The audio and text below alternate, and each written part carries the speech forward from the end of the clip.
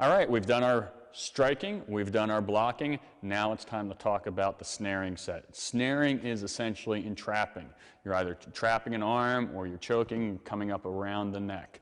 There's 7 different techniques or systems within the trapping set that you need to work on. First is trapping, second is wrapping, then choking, what we call camming, twitching, passing, and bouncing. And we'll define each one of those individually. We're going to start with the trapping set first. With the trapping set, I'm going to ask Chris to come out so I can demonstrate what the definition of trapping is. Trapping basically entails taking an arm or a leg and trapping it against the body so it's no longer available for him to use.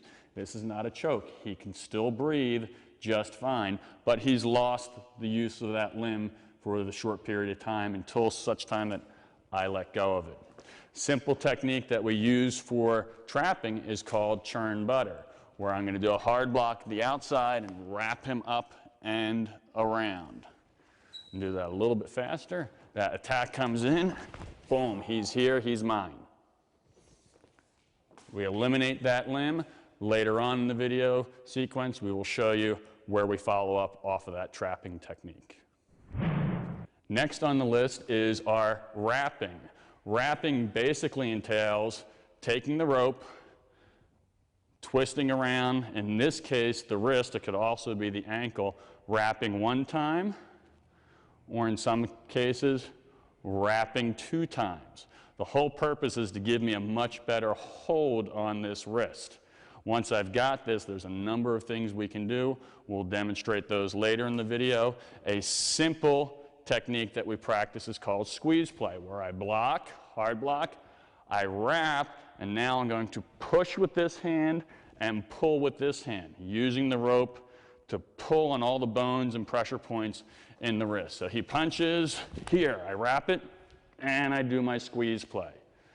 That'll get a reaction from him. That's not the end of what we do, that's just the beginning. But you get a little taste of what the wrapping sequence can do for you. Next on our list is what we call choking.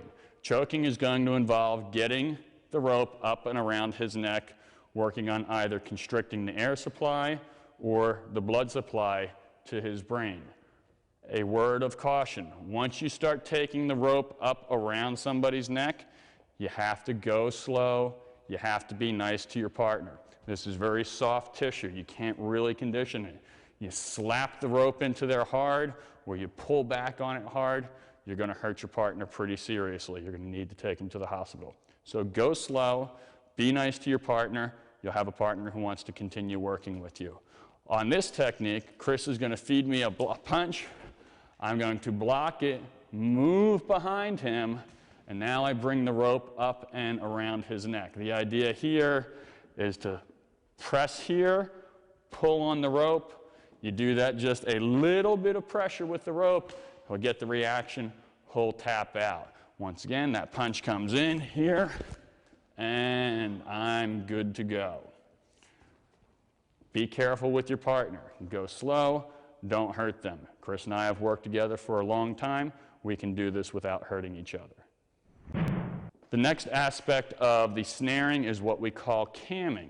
Camming essentially means that once I've taken care of this arm, I'll get the rope up and around his neck. At this point, I take my thumb, just for reference purposes, and I rotate it down. As I do so, the back of the rope pulls his neck and his throat into my arm, which at the same time is pushing back against him. So with this camming action, a little bit of pressure gets a lot of effect on your partner.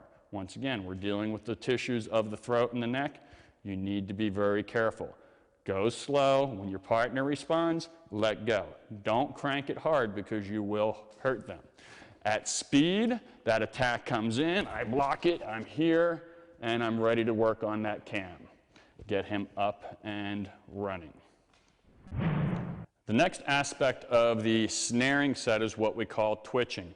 Twitching is basically using a very small motion in the wrist to deliver the opposite end of the rope exactly where you want. We practice this stationary by holding our hand up here and using just a flick of the wrist, deliver the rope up. You want to practice that a number of times so you can catch that.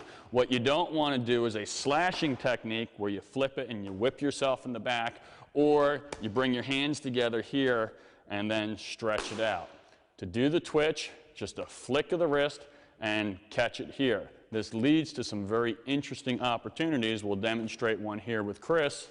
I'm going to check off with this hand. In this case, I'm doing an open hand block. Just a quick twitch of the wrist.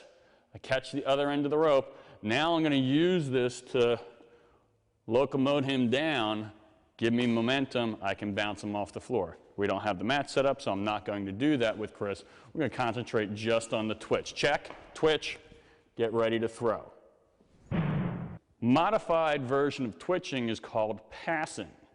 Passing, very simply, is to move past your attacker, and without them seeing or realizing, you deliver the rope to the other side of them in such a way that you can grasp the other side.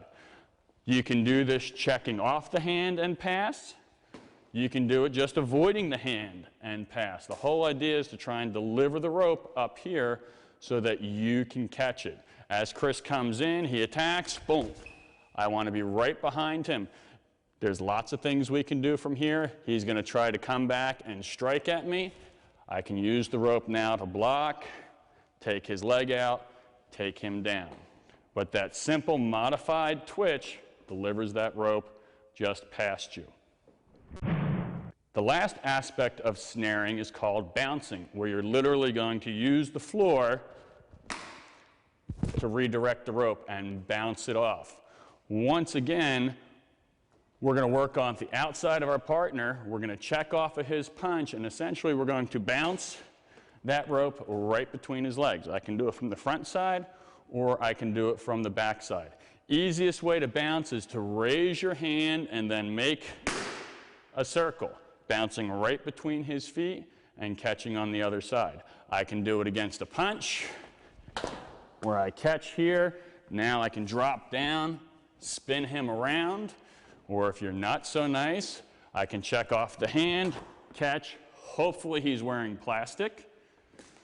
As a final option, I can also use the bounce against a kick. He kicks, I bounce, catch the rope on the other side. So within your snaring set, you have those 7 skills. Practice them, get proficient at them, and then you'll be ready to move into the advanced concepts where we take the blocking, the striking, and all the snaring skills, and we start melding them together.